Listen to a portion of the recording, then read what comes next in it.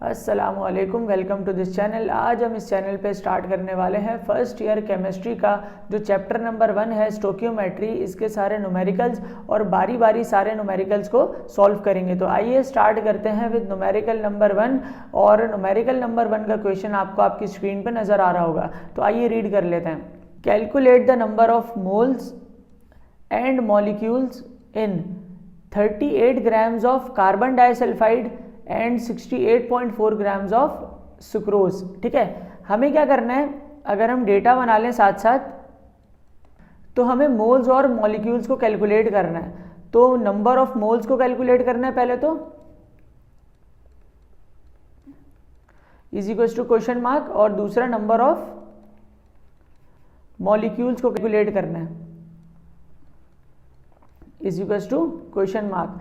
Given हमें क्या क्या है, हमें सबसे पहले कार्बन डाइसल्फाइड का मास गिवन है 38 ग्राम्स। तो मास ऑफ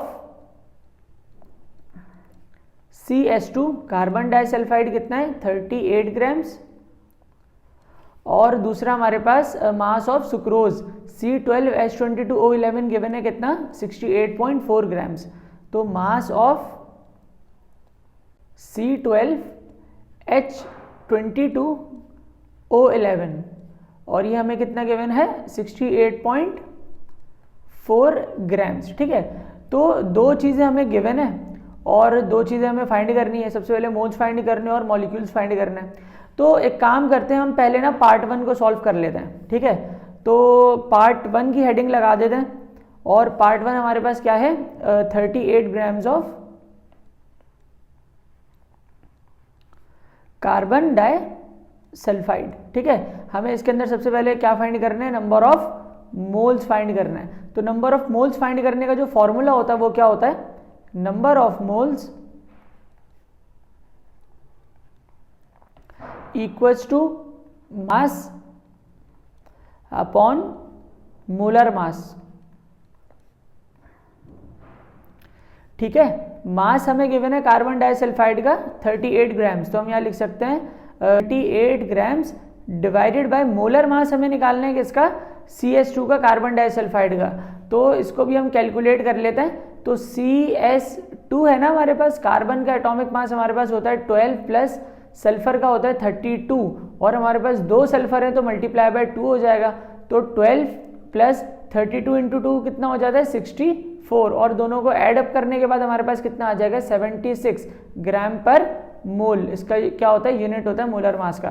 तो हम यहाँ लिख सकते हैं 76। ठीक है, और डिवाइड करने पे, इन दोनों को सॉल्व करने पे हमारे पास जो आंसर आ जाएगा वो आ जाएगा 0.5 मोल्स। कितना आ जाएगा 0.5 मोल्स आ जाएंगे हमारे पास किसके, CS2 के आ गए। तो नंबर ऑफ मोल्स तो हमने क्या कर लिए, कैलकुलेट कर लिया। अब आइए कर लेते हैं कैलकुलेट इसके नंबर ऑफ मॉलिक्यूल्स। तो हम यहाँ लिख देते हैं फॉर नंबर ऑफ मॉलिक्यूल्स, जो हमारा फॉर्मूला होता है वो क्या होता है, number of molecules equals to number of moles multiply by Avogadro's number. अब ये जो एवोगैड्रोस नंबर होता है ये क्या होता है, एवोगैड्रोस नंबर एक कांस्टेंट वैल्यू होती है जो कि रिप्रेजेंट कर रहा होता है नंबर ऑफ पार्टिकल्स किसी भी सब्सटेंस के 1 मोल के अंदर। इट रिप्रेजेंट्स, यहाँ लिख देते हैं साइड में, it represents number of particles in 1 mole of any substance।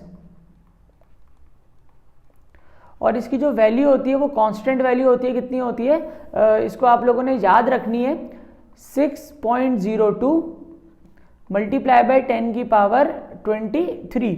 ये इसकी क्या होती है, वैल्यू होती है एवोगैड्रोस नंबर की। तो हमें क्या करना है इस न्यूमेरिकल में, नंबर ऑफ मॉलिक्यूल्स हम फाइंड कर रहे हैं। नंबर ऑफ मोल्स हमारे पास कितने आ गए थे 0.5, तो हम यहाँ पुट कर देंगे 0.5 मल्टीप्लाई बाय एवोगैड्रोस नंबर की वैल्यू हमारे पास ये होती है 6.02 इंटू 10 की पावर 23 मल्टीप्लाई कराने पे हमारे पास क्या आ जाएंगे, नंबर ऑफ मॉलिक्यूल्स आ जाएंगे। ठीक है, तो अगर हम इन दोनों को मल्टीप्लाई कराएं तो हमारा आंसर क्या आ जाएगा 3.01 इंटू 10 की पावर 23। तो ये हमारा क्या बन जाएगा, नंबर ऑफ मॉलिक्यूल्स का आंसर बन गया। यानी कि हमने CH2 के नंबर ऑफ मोल्स भी कैलकुलेट कर लिए और दूसरा नंबर ऑफ मॉलिक्यूल्स भी क्या कर लिए, कैलकुलेट कर लिए। ठीक है, आते हैं पार्ट 2 पर। और पार्ट 2 हमारा क्या है, पार्ट 2 में हमारे पास गिवन है 68.4 ग्राम्स ऑफ C12H22O11। ठीक है, यानी कि ये हमारा क्या होता है, सुक्रोज होता है। क्या होता है, सुक्रोज होता है। तो इसके अंदर भी हमें क्या करना है, नंबर ऑफ मोल्स और नंबर ऑफ मॉलिक्यूल्स को कैलकुलेट करना है। तो सबसे पहले कैलकुलेट कर लेते हैं नंबर ऑफ मोल्स को। फॉर्मूला क्या होता है, mass divided by molar mass. तो मास हमारे पास कितना गिवन है, 68.4।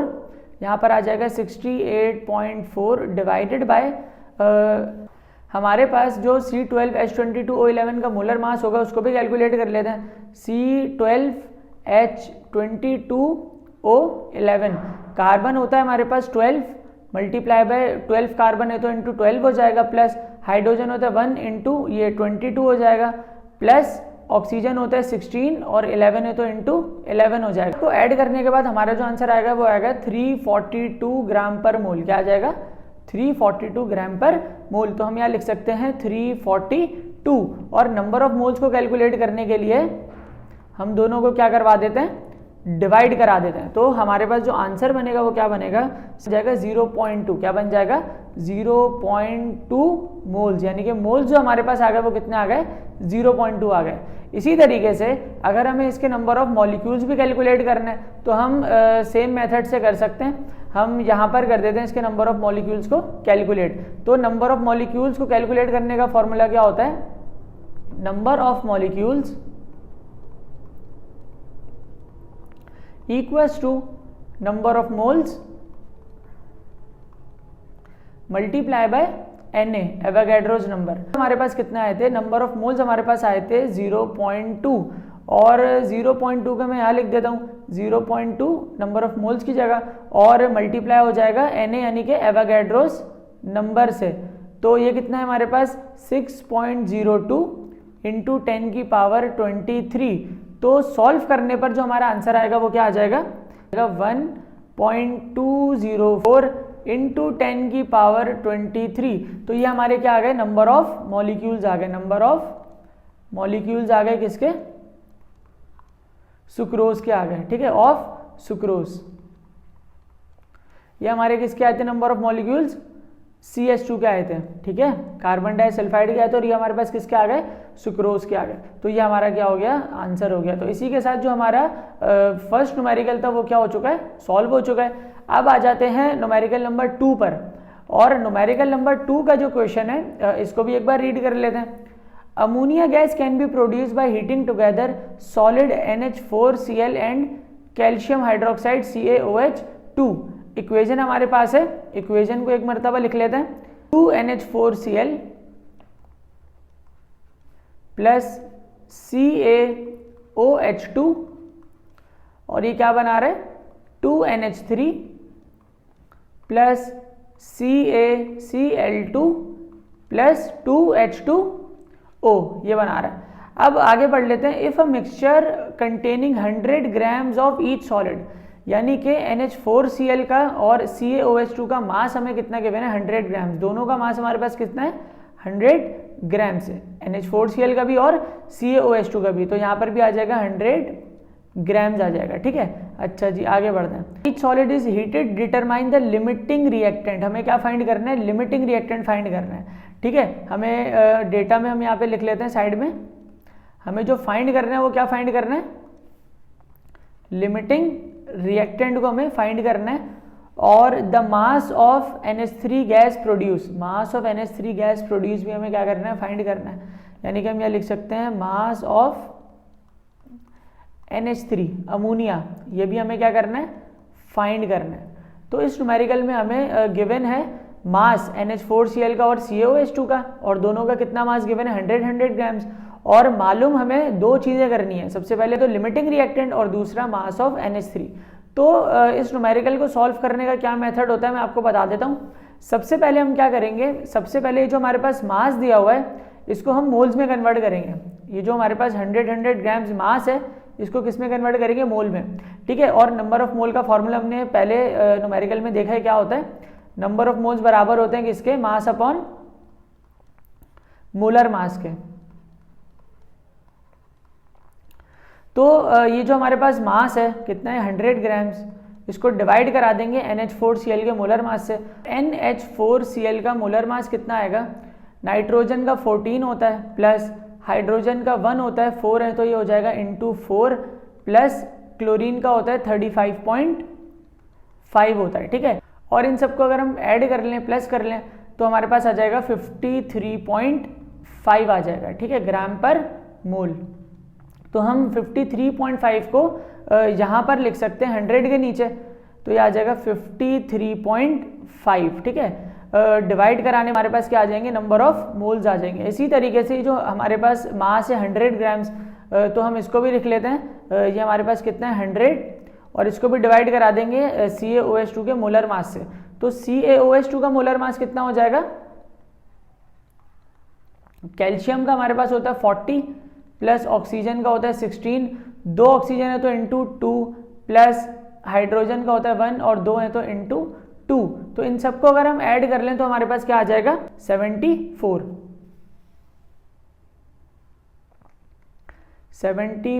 ग्राम पर मोल आ जाएगा, ठीक है। तो हम यहाँ लिख सकते हैं नीचे 74 और डिवाइड कराने पर हमारे पास क्या आ जाएंगे, CaOH2 के नंबर ऑफ मोल्स आ जाएंगे, ठीक है।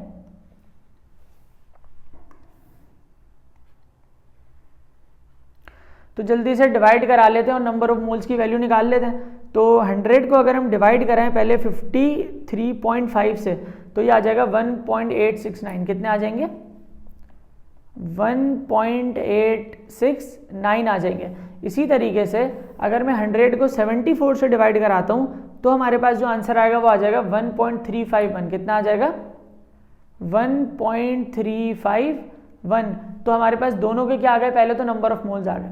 अब हम क्या करते हैं, क्योंकि हमें NH3 का मास फाइंड करने को भी बोला हुआ है, हम इन दोनों को बारी बारी NH3 से कंपेयर कराते हैं। सबसे पहले हम क्या करते हैं, सबसे पहले ये जो हमारे पास NH4Cl है ना, इसको कंपेयर कराते हैं हम किससे, NH3 के साथ, ठीक है। और फिर हम CaOH2 को भी कंपेयर कराएंगे किसके साथ, NH3 के साथ।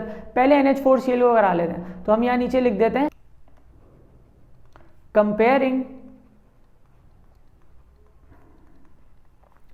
NH4Cl with NH3। अच्छा जी, अब अगर हम इन दोनों को देखें इक्वेशन के अंदर, मुझे बताओ NH4Cl के साथ क्या नंबर लगा हुआ है, यहाँ पे 2 है ना, इसका मतलब 2 मोल्स है हमारे पास NH4Cl के, और NH3 के साथ भी क्या है हमारे पास 2 है, यानी कि NH3 के भी हमारे पास कितने मोल्स हैं, 2 मोल्स हैं। तो 2 मोल्स हमारे पास जो NH4Cl के हैं वो 2 मोल्स ऑफ NH3 को क्या कर रहे हैं, फॉर्म कर रहे हैं, प्रोड्यूस कर रहे हैं। तो बात बताएं, अगर 2 moles of NH4Cl 2 moles of NH3 produce कर रहे हैं, तो 1 mole of NHCl 1 mole of NH3 क्या करेगा, प्रोड्यूस करेगा। तो हम जो मोल रेशो बना सकते हैं वो क्या बना सकते हैं, हम यहाँ लिख सकते हैं 1 mole of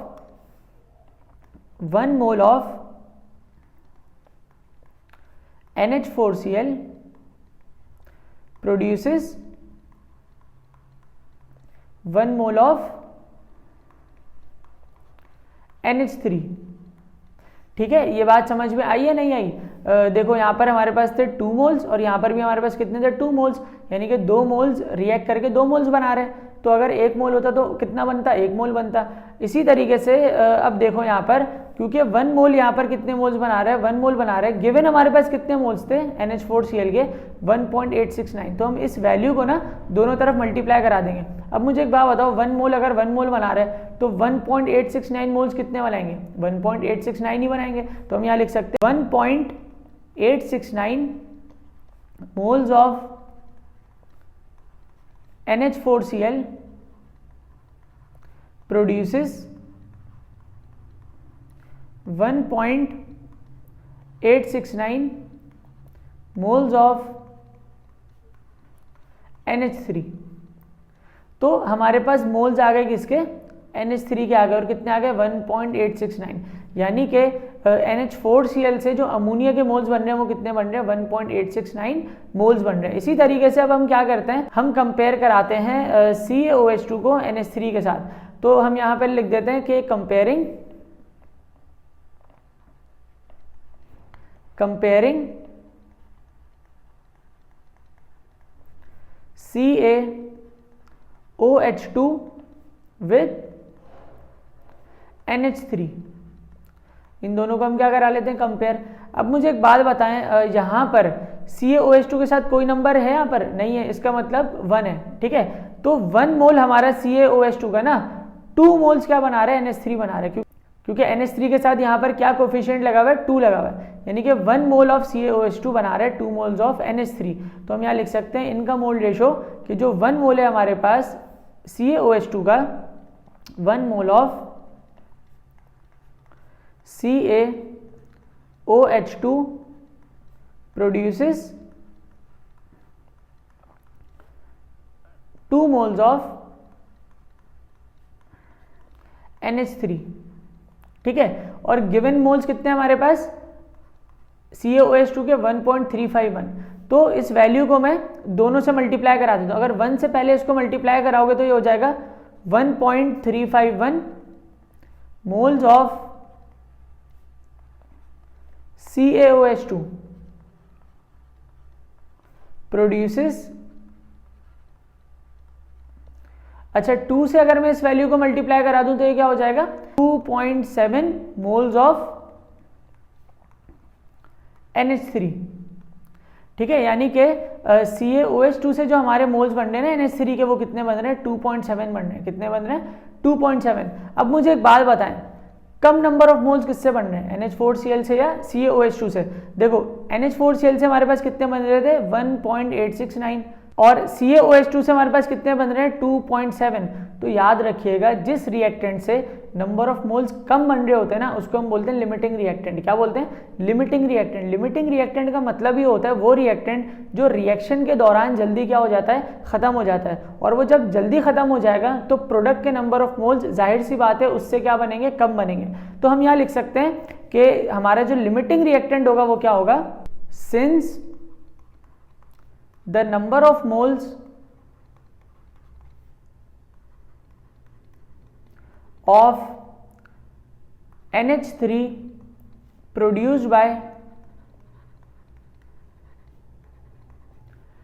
NH4Cl are less, it is the limiting reactant, ठीक है। इसको हम क्या बोलेंगे, लिमिटिंग रिएक्टेंट किसको बोलेंगे, NH4Cl को।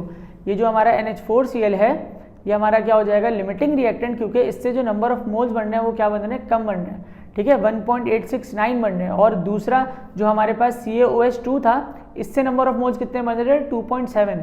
तो इन दोनों में से बड़ी वैल्यू देख लो कौन सी है, 2.7 है, यानी कि उससे तो ज़्यादा बन रही है। हमें किसको देखना है, जिससे नंबर ऑफ मोल्स कम बन रहे हैं, उसी को हम क्या बोलते हैं, लिमिटिंग रिएक्टेंट बोलते हैं। तो हमारा एक आंसर तो हमारे पास आ गया, यानी कि लिमिटिंग रिएक्टेंट का हमें पता चल गया।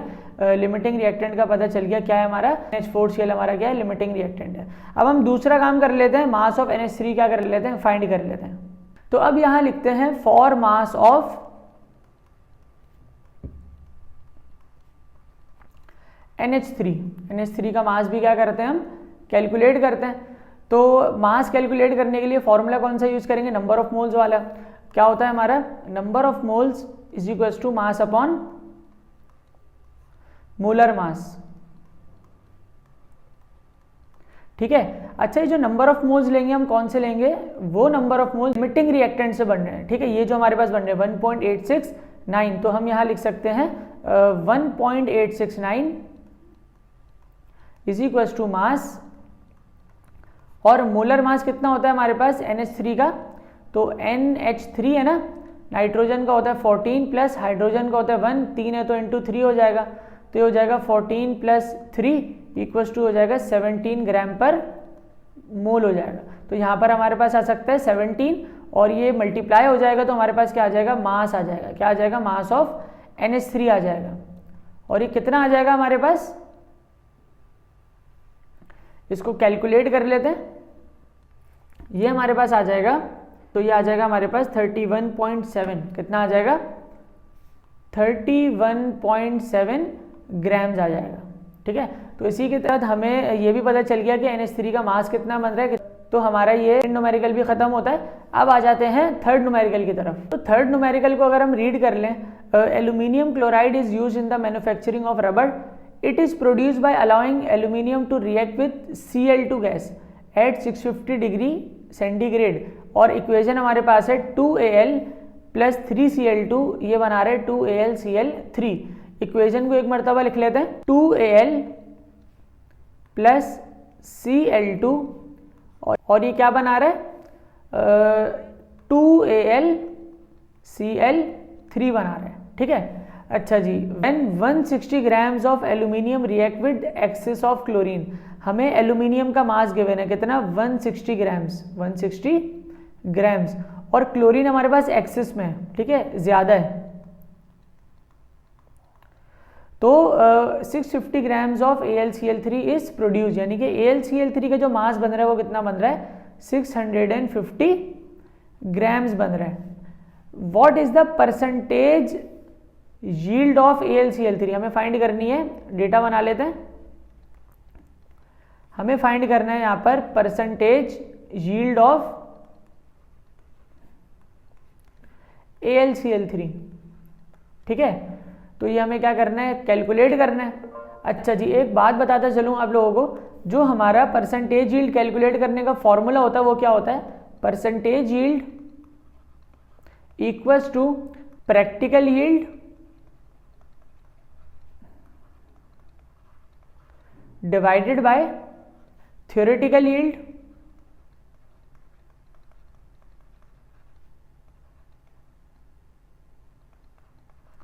Multiply by 100। ठीक है, तो ये हमारा क्या होता है, फॉर्मूला होता है परसेंटेज यील्ड क्या करने का, कैलकुलेट करने का। और ड्यूरिंग द एक्सपेरिमेंट, हमें जो क्वेश्चन में बताया हुआ है, ड्यूरिंग द एक्सपेरिमेंट जो AlCl3 का मास फॉर्म हुआ वो कितना हुआ 650। तो ड्यूरिंग द एक्सपेरिमेंट हुआ, तो हम इसको बोलते हैं प्रैक्टिकल यील्ड। क्या बोलते हैं, प्रैक्टिकल यील्ड। तो प्रैक्टिकल यील्ड हमें गिवन है, प्रैक्टिकल यील्ड ऑफ AlCl3 हमें गिवन है कितनी 650 ग्राम्स। तो हम यहाँ लिख सकते हैं 650 ग्राम्स।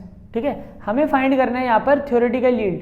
क्या फाइंड करना है, थ्योरेटिकल यील्ड। और प्रैक्टिकल यील्ड को जब हम डिवाइड करेंगे थ्योरेटिकल यील्ड से मल्टीप्लाई बाय 100 करके हमारे पास क्या आ जाएगा, परसेंटेज यील्ड।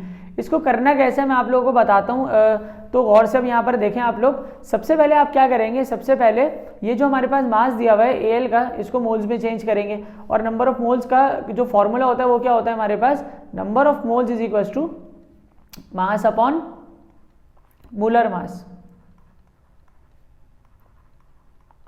तो नंबर ऑफ मोल्स कैलकुलेट करने के लिए मास हमें गिवन है 160, तो हो जाएगा 160 डिवाइडेड बाय Al का जो एटॉमिक मास होता है वो कितना होता है 27 होता है। तो डिवाइड करके जो हमारे पास नंबर ऑफ मोल्स आ जाएंगे वो क्या आ जाएंगे 5.92 मोल्स आ जाएंगे।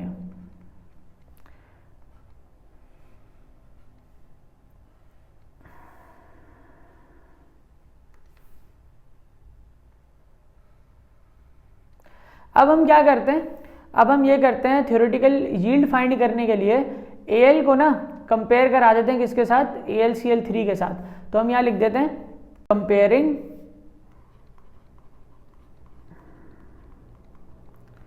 Al with AlCl3। ठीक है, तो अगर आप यहाँ पे इक्वेशन में देखें Al के हमारे पास कितने मोल्स हैं 2, और AlCl3 के भी कितने बन रहे हैं 2 बन रहे हैं। तो अगर 2 मोल्स बना रहे हैं तो 1 मोल कितना बनाएगा, 1 मोल बनाएगा। तो हम यहाँ लिख सकते हैं मोल रेशियो जो इनका बनेगा वो क्या बन जाएगा, 1 mole of Al produces 1 mole of AlCl3। ठीक है, और हमें जो गिवन है वो कितने गिवन है मोल्स 5.92। तो हम इस वैल्यू को दोनों तरफ मल्टीप्लाई करा देते हैं। तो 1 मल्टीप्लाई बाय 5.92 कितना हो जाएगा 5.92 moles of Al produces 5.92 moles of AlCl3। तो हमारे पास जो AlCl3 के मोल्स आ रहे हैं वो कितने आ रहे हैं 5.92। अब इन मोल्स को हम मास में कन्वर्ट कर देंगे तो हमारे पास क्या आ जाएगी थ्योरेटिकल यील्ड आ जाएगी। तो हम यहाँ लिख देते हैं फॉर थ्योरेटिकल यील्ड, क्या लिख देते हैं फॉर थ्योरेटिकल यील्ड। तो फॉर्मूला हमारे पास जो नंबर ऑफ मोल्स वाला होता है उसी से हम मास को क्या कर लेंगे कैलकुलेट। तो number of moles is equal to mass upon molar mass. तो नंबर ऑफ मोल्स हमारे पास कितने हैं 5.92। तो हम यहाँ लिख सकते हैं 5.92 इक्वल्स टू मास हमें कैलकुलेट करना है। तो मास डिवाइडेड बाय मोलर मास जो होता है ना AlCl3 का कितना होता है, एल्यूमिनियम का हमारे पास होता है 27 प्लस Cl का होता है 35.5। 3Cl है तो इंटू क्या हो जाएगा 3। तो कैलकुलेट करके जो आंसर आएगा वो हमारे पास क्या आ जाएगा 133.5 ग्राम पर मोल आ जाएगा। तो हम यहाँ लिख सकते हैं 133.5। अच्छा जी आगे बढ़ते हैं। अगर हम इन दोनों को मल्टीप्लाई करा दें तो मास हमारे पास आ जाएगा, और मास कितना आ जाएगा हमारे पास मल्टीप्लाई करके 790.32 कितना आ जाएगा 790.32 ग्राम्स आ जाएगा। और ये जो वैल्यू आ गई हमारी आ गई थ्योरेटिकल यील्ड, क्या आ गई हमारे पास थ्योरेटिकल यील्ड आ गई। अब हम क्या करते हैं परसेंटेज यील्ड वाला ये जो हमारे पास फॉर्मूला है इसको यूज़ करके परसेंटेज यील्ड क्या कर लेते हैं कैलकुलेट कर लेते हैं। प्रैक्टिकल यील्ड हमें क्वेश्चन में गिवन थी, थ्योरेटिकल यील्ड हमने क्या कर ली फाइंड कर ली। तो जो हमारा फॉर्मूला है वो क्या है percentage yield equals to practical yield divided by theoretical yield multiply by 100। तो प्रैक्टिकल यील्ड हमारे पास जो थी वो कितनी थी क्वेश्चन में 650। तो हम यहाँ लिख सकते हैं 650 डिवाइड थ्योरेटिकल यील्ड कितनी आ गई हमारे पास 790.32। तो हम यहाँ लिख सकते हैं 790.32 और इस पूरी वैल्यू को हम मल्टीप्लाई करा देते हैं 100 से। तो ये हो जाएगा मल्टीप्लाई बाय 100। तो जो हमारे पास आंसर बनेगा वो क्या बनेगा इसका 82.24। तो हमारा जो परसेंटेज यील्ड का जो आंसर आएगा वो क्या आ जाएगा तो ये आ जाएगा 82.24% आ जाएगा। ये हमारी क्या आ गई परसेंटेज यील्ड आ गई। तो इसी के साथ जो हमारा न्यूमेरिकल नंबर 3 था वो भी क्या हो गया सॉल्व हो गया। ठीक, तो अब बढ़ते हैं आगे न्यूमेरिकल नंबर 4 की तरफ। Silver sulphide Ag2S is an anti microbial agent in an experiment 24.8 grams of Ag2S is reacted with excess hydrochloric acid as given in the following reaction। हमारे पास जो इक्वेशन है उसको एक बार लिख लेते हैं Ag2S प्लस 2HCl ये फॉर्म कर रहा है 2AgCl प्लस H2S। ठीक है, हमें Ag2S का मास गिवन है 24.8। तो हम यहाँ लिख सकते हैं इसका मास हमें कितना गिवन है 24.8 ग्राम्स गिवन है। ठीक है, अच्छा जी हाइड्रोक्लोरिक एसिड जो है वो एक्सिस में, तो ये हमारे पास एक्सिस में इसका मतलब ये हमारे पास ज़्यादा है। और दूसरा कैलकुलेट करना है हमें मास ऑफ AgCl कि AgCl का मास कितना प्रोड्यूस हो रहा है, हमें इसका क्या कैलकुलेट करना है मास कैलकुलेट करना है। और दूसरा वॉल्यूम ऑफ H2S हमें इसका क्या कैलकुलेट करना है, हमें इसका वॉल्यूम कैलकुलेट करना है। ठीक है, वॉल्यूम कैलकुलेट करना है, यानी कि हमें क्वेश्चन के अंदर जो दिया हुआ है वो क्या दिया हुआ है। अगर हम डेटा बना लें, हमें सबसे पहले तो मास दिया हुआ है Ag2S का, तो मास ऑफ Ag2S और ये कितना गिवन है 24.8 ग्राम्स गिवन है। फाइंड क्या करना है AgCl का mass, mass of AgCl is equal to question mark, और दूसरा फाइंड करना है volume of H2S, volume of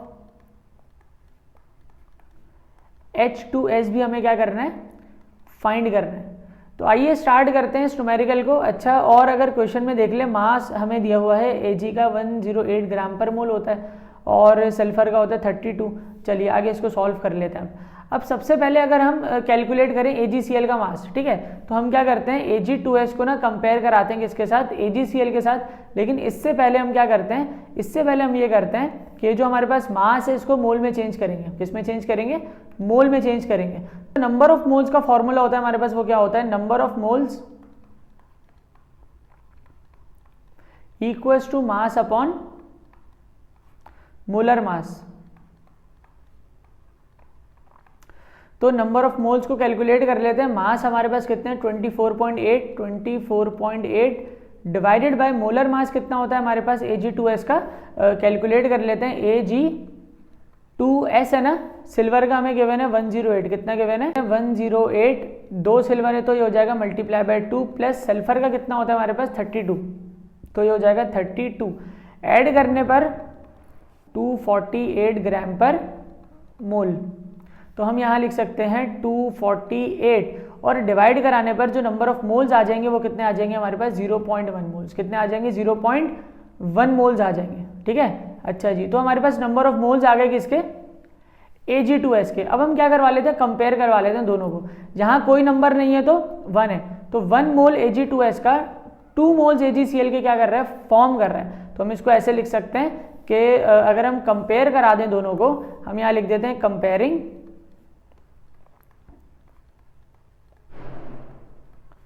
Ag2S with AgCl। और अगर हम इन दोनों को इक्वेशन में एक बार फिर से देख लें, Ag2S का हमारे पास 1 मोल है और 2 मोल है AgCl के, तो हम यहाँ क्या लिख सकते हैं 1 मोल ऑफ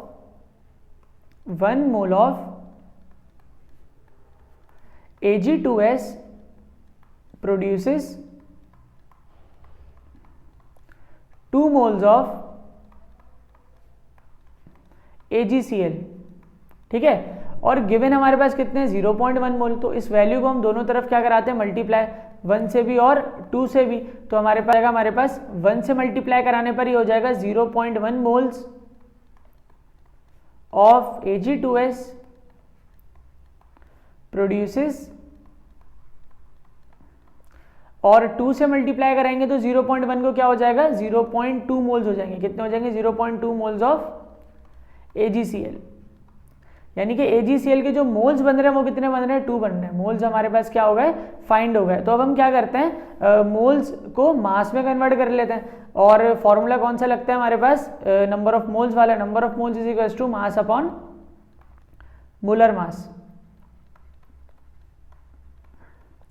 ठीक है। तो नंबर ऑफ मोल्स हमें गिवन है 0.2, तो हम यहाँ लिख देते हैं 0.2 इक्वल्स टू मास हमें करना है कैलकुलेट, और मोलर मास कितना होता है AgCl का, कैलकुलेट कर लेते हैं। AgCl है ना, सिल्वर का होता है 108, प्लस क्लोरीन का होता है 35.5, तो ऐड करने पे कितना हो जाएगा 43.5 ग्राम पर मोल हो जाएगा। तो हम यहाँ लिख सकते हैं 143.5 मल्टीप्लाई अगर हम करवा दें तो मास की वैल्यू हमारे पास आ जाएगी, और वो कितनी आ जाएगी, मास हमारे पास आ जाएगा 28.7 ग्राम्स। कितना आ जाएगा 28.7 ग्राम्स, ये हमारे पास क्या आ जाएगा, मास आ जाएगा। किसका मास आ जाएगा, AgCl का मास आ जाएगा।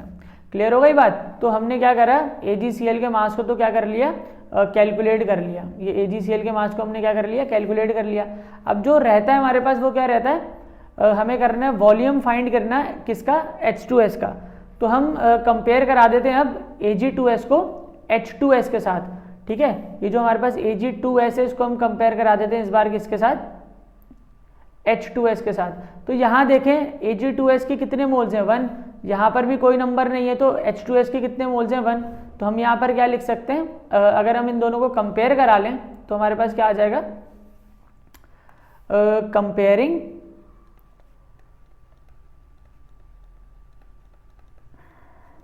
Ag2S विथ H2S, ठीक है। और अगर हम इक्वेशन में देख लें तो दोनों के कितने मोल्स हैं, यहाँ पर भी 1 है और H2S के साथ भी कितना है 1 है। तो हम क्या लिख सकते हैं, हम ये लिख सकते हैं कि 1 mole of Ag2S produces 1 mole of H2S। तो ये हमारे पास क्या हो जाएगा, 1 mole of Ag2S produces 1 mole of H2S, ठीक। और गिवन मोल्स हमारे पास कितने हैं Ag2S के, वो हमारे पास जो हमने कैलकुलेट कर रहे थे 0.1, तो हम 0.1 से क्या करते हैं, दोनों तरफ मल्टीप्लाई करवा देते हैं। 0.1 mole of Ag2S produces 0.1 mole of H2S, ठीक है। तो दोबारा से हमारे पास नंबर ऑफ मोल्स आ गए H2S के। अब इन नंबर ऑफ मोल्स को हम वॉल्यूम में कन्वर्ट कर लेते हैं। किस में कन्वर्ट कर लेते हैं, वॉल्यूम में कन्वर्ट कर लेते हैं। और वॉल्यूम में कन्वर्ट करने के लिए जो फॉर्मूला होता है वो क्या होता है, ये हमारे पास क्या होता है, number of moles equals to volume divided by molar volume, ठीक है। अब यहां पर एक टर्म यूज हो रहा है मोलर वॉल्यूम, ये क्या होता है, मोलर वॉल्यूम हमारे पास एक कांस्टेंट वैल्यू होती है जो कि क्या होती है 22.4 dm³, और ये होता है एट STP, क्या होता है, एट स्टैंडर्ड टेम्परेचर प्रेशर होता है, ठीक है। ये वैल्यू आपको क्या करनी है, याद करनी है। किसी भी गैस का वॉल्यूम STP पर स्टैंडर्ड टेम्परेचर प्रेशर पे कितना होता है, 22.4 होता है। तो हम क्या कर सकते हैं, यहाँ पर नंबर ऑफ मोल्स को पुट कर दें। पहले कितने आए थे, 0.1 मोल्स आए थे, तो हम यहाँ लिख सकते हैं 0.1। वॉल्यूम हमें क्या करना है, कैलकुलेट करना है, और मोलर वॉल्यूम हमेशा कितना होता है, 22.4 होता है, तो 22.4 आ जाएगा मोलर वॉल्यूम की जगह। अब अगर हम इन दोनों को क्या करवा दें, मल्टीप्लाई, तो वॉल्यूम की वैल्यू हमारे पास कितनी आ जाएगी, वॉल्यूम हमारे पास आ जाएगा 2.24 dm³, 2.24 dm³। ये हमारे पास वॉल्यूम आ गया, किसका आ गया, H2S का वॉल्यूम आ गया। किसका वॉल्यूम आ गया, ये किसका वॉल्यूम आ गया हमारे पास, H2S का वॉल्यूम आ गया, जो कि हमें क्या करना था, फाइंड करना था, 2.24, ठीक है। H2S का हमने क्या फाइंड कर लिया, वॉल्यूम फाइंड कर लिया। तो इसी के साथ क्वेश्चन नंबर 4 भी हमारा क्या होता है, कंप्लीट होता है। अब हम आगे बढ़ते हैं क्वेश्चन नंबर 5 की तरफ। इसके हमारे पास 6 पार्ट हैं। कितने पार्ट हैं, 6 पार्ट हैं। तो पहले पार्ट को अगर हम देखें तो ये हमारे पास क्या है, नंबर ऑफ मोल्स हमें फाइंड करना है। नंबर ऑफ मोल्स हमें करना है find in 6.4 grams of SO2, और हमें मास ऑफ SO2 दिया हुआ है 6.4 ग्राम्स। तो जल्दी से हम नंबर ऑफ मोल्स कैलकुलेट कर लेते हैं, नंबर ऑफ मोल्स वाला फॉर्मूला लगाकर। तो फॉर्मूला हमारा क्या होता था, number of moles is equals to mass upon molar mass. तो नंबर ऑफ मोल्स हमें करने calculate, n is equals to mass हमें कितना गिवन है 6.4, तो ये हो जाएगा 6.4 divided by molar mass. SO2 का कितना होता है, SO2 सल्फर का हमारे पास होता है 32 प्लस ऑक्सीजन का होता है 16 मल्टीप्लाई बाय 2 हो जाएगा। तो अगर हम इन सबको सॉल्व कर लें, हो जाएगा 32 प्लस 32, तो आंसर आ जाएगा 64 ग्राम पर मोल। कितना आ जाएगा, 64 ग्राम पर मोल। तो हम यहाँ पे लिख सकते हैं 64, और कैलकुलेट करने पर, डिवाइड करने पर जो हमारा आंसर आ जाएगा वो कितना आ जाएगा, नंबर ऑफ मोल्स आ जाएंगे 0.1 मोल्स। कितने आ जाएंगे, 0.1 मोल्स आ जाएंगे। तो ये हमारा क्या हो गया, पार्ट 1 सॉल्व हो गया। नंबर ऑफ मोल्स फाइंड करने थे और वो कितने आ गए, 0.1 आ गए। आगे बढ़ते हैं पार्ट 2 की तरफ। तो पार्ट 2 को भी सॉल्व कर लेते हैं। हमारे पास क्या है, mass in grams of 4.5 moles of ethyne. हमें फाइंड करना है मास इन ग्राम्स। तो हम यहाँ लिख लेते हैं सबसे पहले मास इन ग्राम्स हमें क्या करना है, फाइंड करना है। और 4.5 मोल्स दिए हुए इथाइन के, ठीक है। Number of moles of ethyne given है हमें, जिसका फॉर्मूला होता है C2H2, और कितने गिवन है हमारे पास 4.5 मोल्स गिवन है।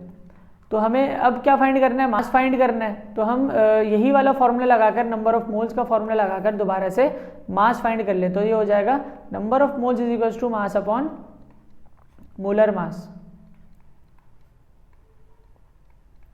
नंबर ऑफ मोल्स हमें गिवन है 4.5, तो यहाँ पर हम लिख सकते हैं 4.5 इक्वल्स टू मास हमें करना है कैलकुलेट, और divided by molar mass. C2H2 का कितना हो जाता है, तो हम यहाँ पे कर लेते हैं C2H2 कार्बन का होता है 12 मल्टीप्लाई बाय 2 हो जाएगा, प्लस हाइड्रोजन का होता है 1 मल्टीप्लाई बाय 2 हो जाएगा। तो कैलकुलेट करने पर ये कितना हो जाएगा 24 प्लस 2, तो आंसर आ जाएगा 26। कितना हो जाएगा 26। तो हम यहाँ लिख सकते हैं नीचे 26। तो अगर हम दोनों को करवा दें मल्टीप्लाई, तो मास हमारे पास कितना आ जाएगा, मास हमारे पास आ जाएगा 117 ग्राम्स हो जाएगा। ठीक है, तो मास हमारे पास कितना आ गया 117 ग्राम्स आ गया। ठीक है, 117 ग्राम्स आ गया। पहले कितने आए थे 0.1 मोल आए थे हमारे पास, 0.1 मोल आए थे, और अब कितने आ गए हमारे पास, मास कितना आ गया 117 ग्राम्स आ गया।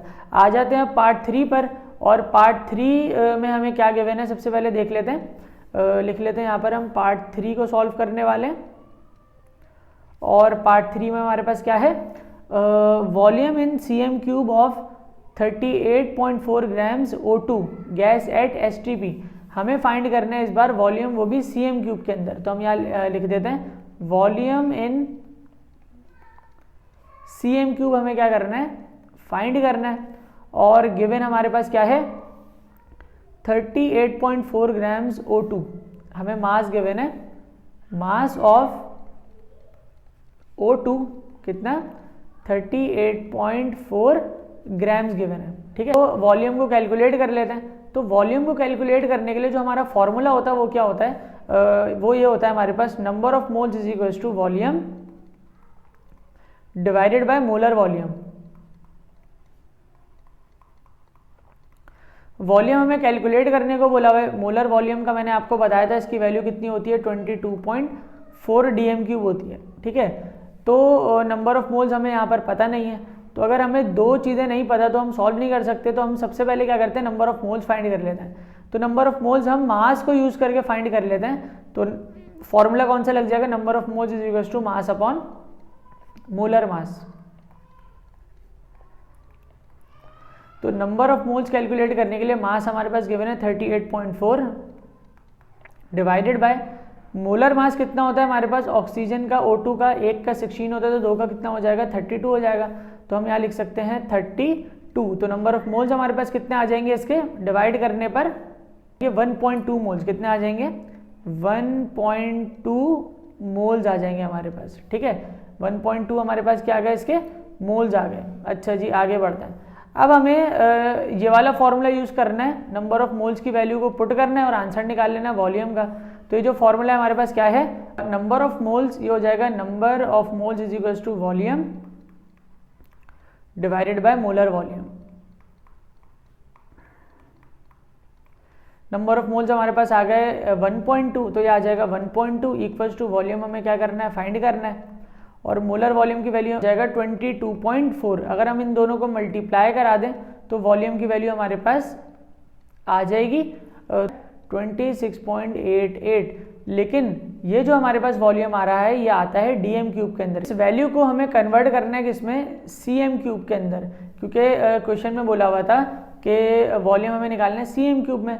तो अगर हम इस डीएम क्यूब की वैल्यू को सीएम क्यूब में कन्वर्ट करना चाहते हैं तो हम क्या कर देंगे, हम इसको मल्टीप्लाई बाय 1000 कर देंगे। 26.88 मल्टीप्लाई बाय 1000 अगर हम कर देंगे तो ये कन्वर्ट हो जाएगा आंसर किसके अंदर, सीएम क्यूब के अंदर। तो 26880 सीएम क्यूब में हमारा ये क्या आ गया, आंसर आ गया वॉल्यूम का। ठीक है, चलें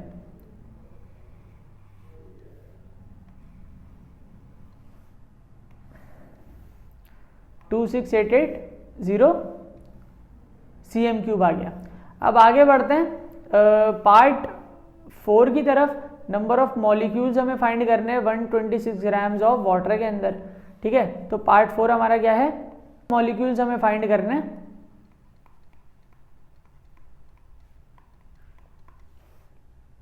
इन 126 ग्राम्स ऑफ वाटर। तो यहाँ पर हमें जो मास ऑफ वाटर दिया हुआ है वो क्या दिया हुआ है, mass of water equals to 126 grams दिया हुआ है। ठीक है, फाइंड करने नंबर ऑफ मॉलिक्यूल्स। तो नंबर ऑफ मॉलिक्यूल्स फाइंड करने का जो फॉर्मूला होता है वो क्या होता है, नंबर ऑफ मॉलिक्यूल्स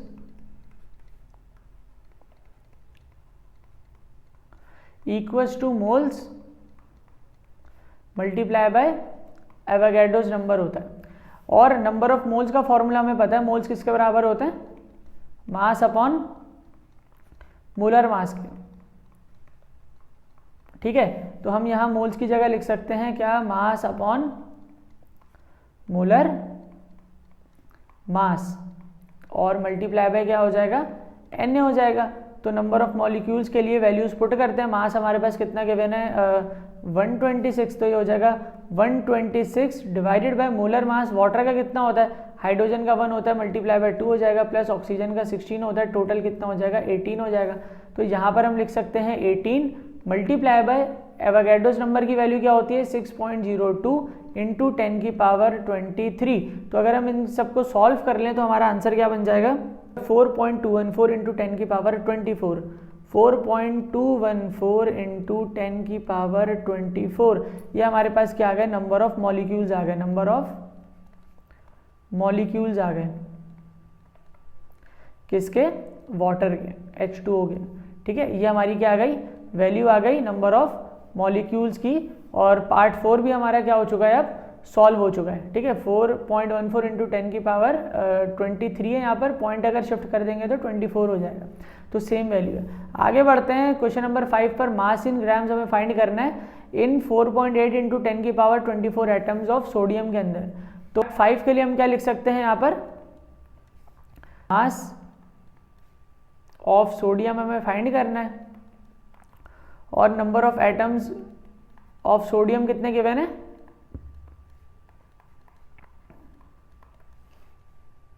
8 इंटू 10 की पावर 24 एटम्स गिवन है हमें, किसके, सोडियम के, ठीक है।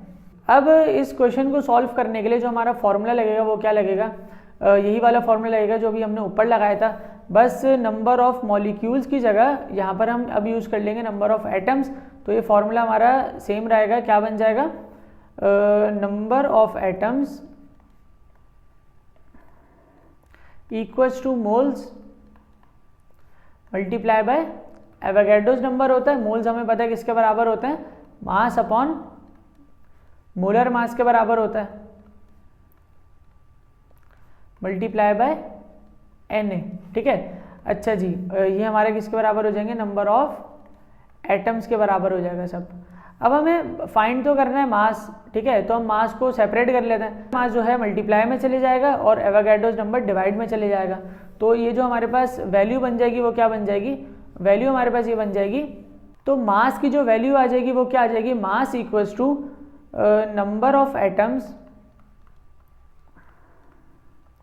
मल्टीप्लाई बाय मोलर मास, और डिवाइड हो जाएगा किससे, एवोगैड्रोस नंबर से। तो यहाँ पर हम लिख सकते हैं एवोगैड्रोस नंबर।